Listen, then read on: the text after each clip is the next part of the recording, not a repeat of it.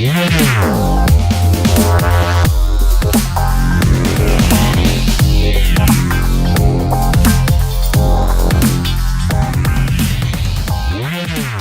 there, and welcome to our drum rack interface overview. This is Dan from EDM Academy, and today I'm going to take you through all the features of Ableton's drum rack device. This device is useful for grouping multiple sounds together so that you can play them on your MIDI controller or write with them inside of a single piano roll. Let's get started. The first thing you'll notice is a grid filled with note squares. In order to assign sounds to the drum rack, simply drag your selected sound onto one of the squares. Now you can play the sound by playing the note associated with that square, or by clicking on the square's play button.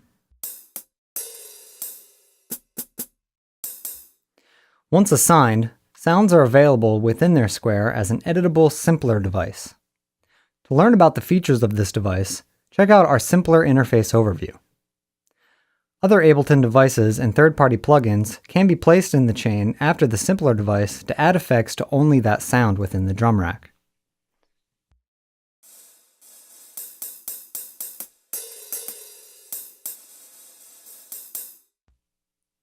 Sounds can be muted or soloed with their respective buttons on the square.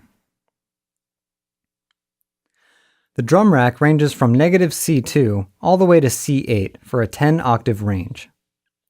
To navigate through the octaves, you can scroll with your mouse wheel, or you can use the array on the left.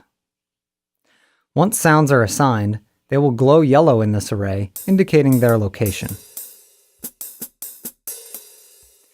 To easily switch sounds out with sounds in the browser, use the Hot Swap button. This will put your browser into hot swap mode, and sounds can be swapped by double-clicking on them. Once you're satisfied with your sound selection, squares can be renamed by selecting them and pressing Ctrl or Command and R. In the bottom left is an option that will select sounds within the drum rack as you play them, allowing you to see their Simpler devices on the fly.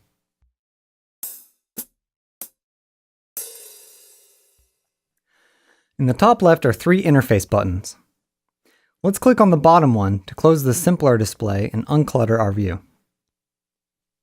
The middle button toggles the chain list view. This view displays a list of every sound loaded into the drum rack, along with controls to edit each sound's volume and panning, as well as mute and solo buttons. Each sound can also be played or hot swapped from this view. You may notice after toggling the chain list view that three more options become available in the bottom left. The first of these options toggles the view of each sound's input and output. By default, the MIDI in of each sound is tied to the same note you set it to in the drum rack. But if we select the same MIDI note for multiple sounds, they will combine within the drum rack. You'll see the square in drum rack rename itself to Multi. Now you can play all of these sounds at the same time with one button. The MIDI out control will send the selected MIDI note to any devices within the chain that can use them. Otherwise, this control does nothing and you can leave it alone. Finally, there is a drop-down menu that lets you assign sounds to a choke group. Sounds within the same choke group will silence each other when played. For example, if I assign this open hi-hat and this closed hi-hat to the same choke group, I can simulate the sound of a drummer using his hi-hat pedal.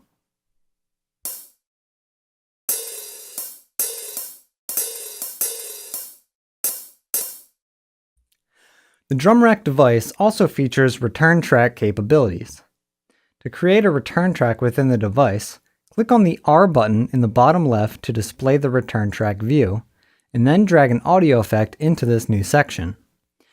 Now you can toggle the display of each sound's send level by clicking on the S button in the bottom left. The newly displayed send sliders can be used to send signal to the return track.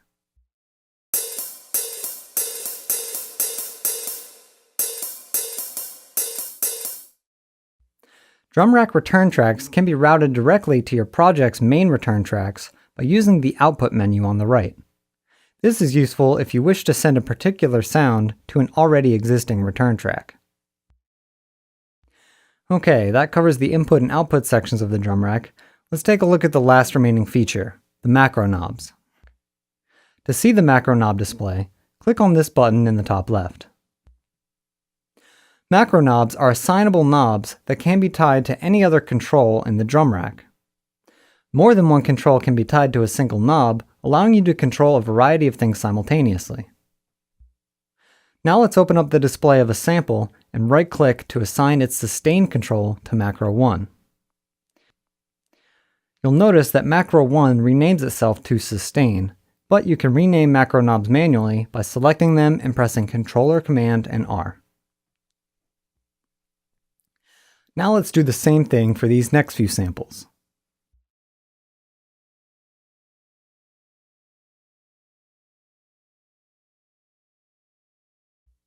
Now we can control the sustain of all of our samples with a single knob.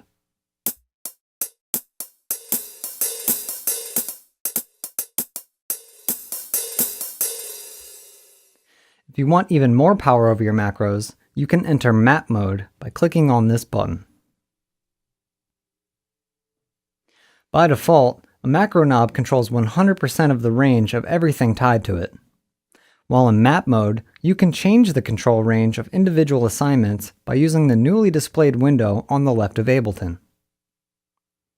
Let's change the range of the open hi-hat so that its minimum value is higher than the closed hi-hats. Now I can still control the sustain of everything with one knob, but at its minimum setting, the open hi-hat will still sound open.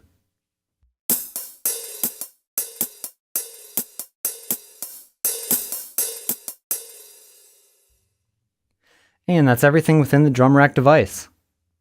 This tool is very helpful to keep your percussion organized, so I recommend using it when you have a variety of similar percussion sounds. As always, remember to subscribe and let us know in the comments what tutorials you'd like to see in the future. Thanks for watching, and for more video tutorials visit edmacademy.net.